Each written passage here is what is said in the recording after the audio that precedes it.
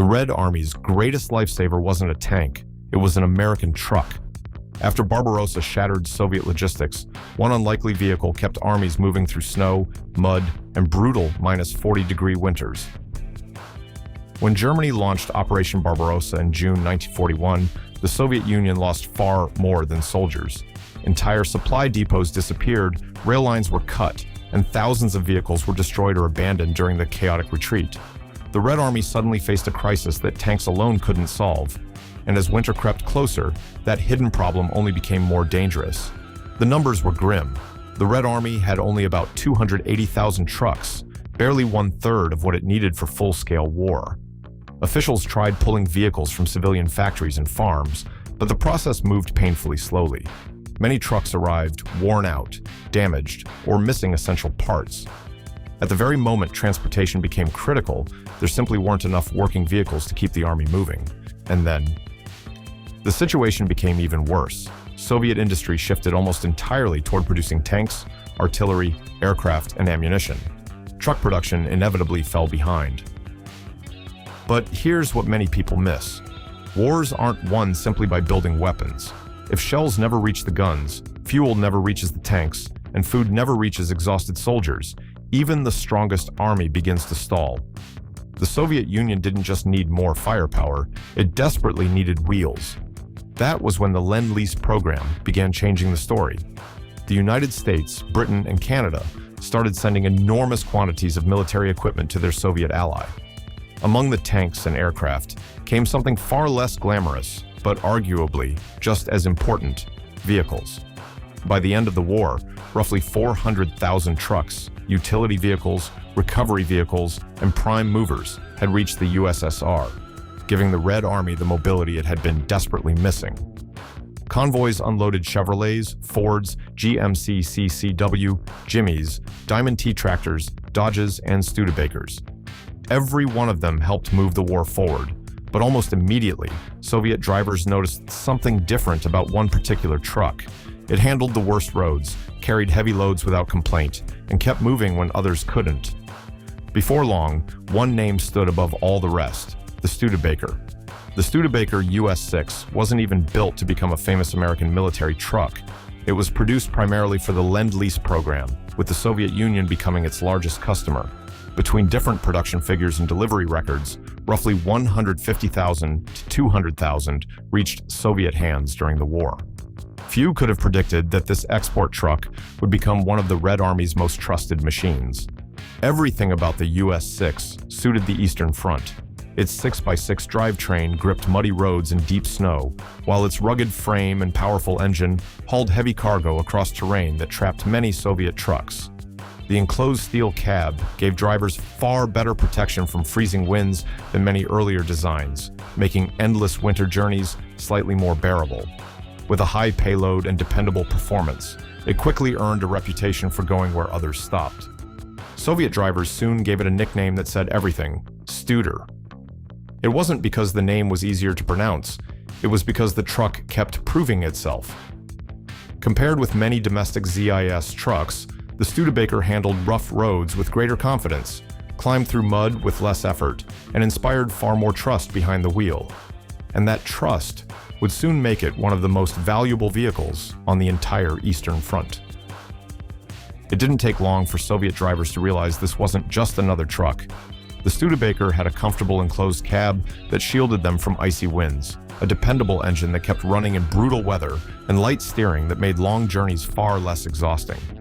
Whether it was thick mud, deep snow, or frozen roads, it simply kept moving when many vehicles gave up. That reliability turned it into something every convoy wanted. Veterans remembered the difference immediately. Lieutenant Pavel Gurevich recalled that Soviet ZIS trucks with only 2 driven axles often stalled on bad roads, while the Studebaker's all-wheel drive system remained far more maneuverable. Anti-aircraft gunner Pavel Gladkov even said their American Chevrolets sailed like ships across rain-soaked clay. During endless winter supply runs, comfort wasn't a luxury. It kept tired drivers alert enough to deliver food, fuel, and ammunition to soldiers waiting at the front. But here's the feature that made the Studebaker legendary. Mounted above its front bumper was a powerful steel cable winch driven directly by the engine. If the truck became trapped in deep mud or snow, the crew could anchor the cable to a tree or another solid object and literally pull the vehicle free. It didn't need another truck to rescue it. More importantly, it could rescue everyone else. Signals operator Semyon Brevdo remembered how Soviet trucks often had to be pushed out of the mud by hand. The Studebaker changed that. He recalled that one or two of them were enough to drag stranded vehicles back onto the road, saving entire supply columns from grinding to a halt. And that meant something far bigger than recovering trucks. Every successful rescue kept shells reaching artillery, fuel reaching tanks, and food reaching freezing soldiers during the harshest winter campaigns. The Studebaker wasn't built for a single job. It seemed to do everything. It hauled infantry to the front, carried ammunition, food, and fuel, towed artillery pieces up to 150 millimeters, transported engineers and medical teams, and even pulled damaged vehicles out of danger. Wherever the Red Army needed mobility, chances were a Studebaker was already there, quietly doing the work that kept offensives moving. And then came its most famous role. Soviet engineers discovered the truck was the perfect platform for the BM-13N Katyusha multiple rocket launcher. Its rugged 6x6 chassis handled the weapon's weight far better than earlier trucks, making launches more reliable on rough terrain. Around 1,800 BM-13N Katyushas were eventually mounted on Studebaker chassis, turning the dependable cargo truck into one of the most feared rocket-launching vehicles of the entire war. Of course, not every Lend-Lease truck was flawless. Chevrolet engines struggled when carrying heavy Katyusha launchers off-road, and their frames weren't always strong enough for the extra weight. Some soldiers complained that the Ford 6 lost traction almost as soon as roads turned muddy. Another challenge was fuel, since American vehicles performed best with higher-grade gasoline and lubricants that weren't always available in the Soviet Union.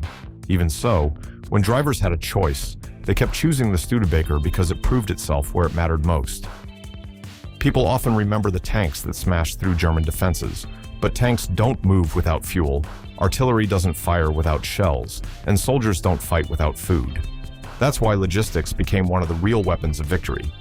The Studebaker helped transform the Red Army from an army struggling to keep up into one capable of launching massive offensives across Eastern Europe after 1943. Years later, Nikita Khrushchev admitted, "Just imagine how we would have advanced from Stalingrad to Berlin without them." Marshal Georgy Zhukov also acknowledged that American Studebakers carried much of the Red Army's frontline transport. Many historians now view Lend-Lease trucks as one of the most valuable Allied contributions because they gave Soviet forces the mobility to exploit every breakthrough. Even after victory, many Studebakers stayed in military service into the late 1940s and continued working in the Soviet economy until the mid-1960s, a remarkable second life for a wartime workhorse. History remembers tanks and famous generals, but victory also rode on trucks that carried food, fuel, soldiers, and ammunition through mud, snow, and temperatures nearing -40 degrees Celsius. The Studebaker US-6 never became the face of the Eastern Front, yet without it, that story might have ended very differently.